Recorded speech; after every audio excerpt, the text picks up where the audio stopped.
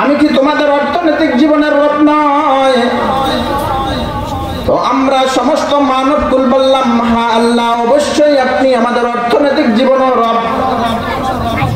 তো আল্লাহ তাআলা দুনিয়াতে যখন আমাদেরকে প্রেরণ করলেন,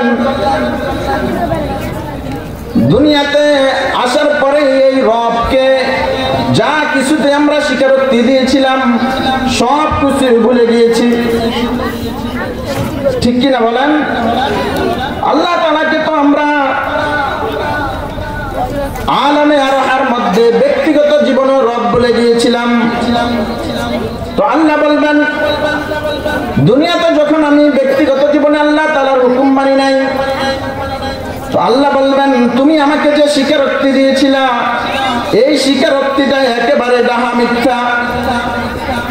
তুমি তো ব্যক্তিগত জীবনে স্বীকারোক্তি দিয়েছ, তুমি তো ঠিকমতো আমার ইবাদত বন্দেগী করো নাই, তুমি তো ঠিকমতো আমার ওয়াহদানিয়তকে স্বীকার করো নাই। তারপরে পারিবারিক জীবনে আমরা স্বীকারোক্তি দিয়েছিলাম, আল্লাহ অবশ্যই আপনি আমার পারিবারিক জীবনে রব। পারিবারিক জীবনে যদি রব হয়ে থাকি, তাহলে কেন পরিবারের লোকদেরকে আমি আল্লাহ তাআলার হুকুমের উপর উঠাই না? আমার মেয়েগুলোকে, আমার স্ত্রীগুলোকে কেন আমি পর্দায় রাখতেছি না? তো আল্লাহ বলবেন, এই ক্ষেত্রে তুমি ডাহা একটা মিথ্যা বলেছ। এভাবে আল্লাহ তাআলা বলতে থাকবেন, আমি কি তোমাদের রাষ্ট্রীয়ভাবে রব বলে তো তুমি স্বীকারোক্তি দিয়েছিল, কিন্তু আজকে রাষ্ট্রীয়ভাবে আমার অবমাননা করা হয়, আমার ইসলামের অবমাননা করা হয়, আমার নবীর কটূক্তি করা হয়।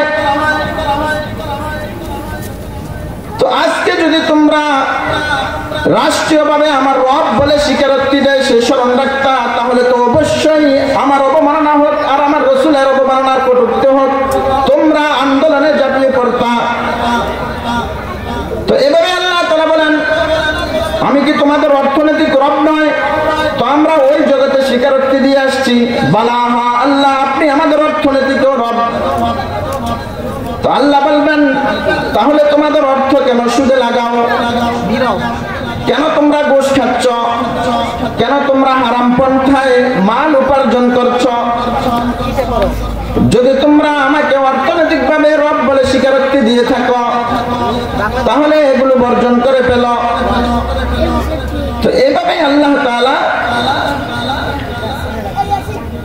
তাআলা আমাকে আপনাকে সবাইকে ধরবেন যে এগুলো ডাহা, তোমরা মিথ্যা সাক্ষ্য দিয়েছ।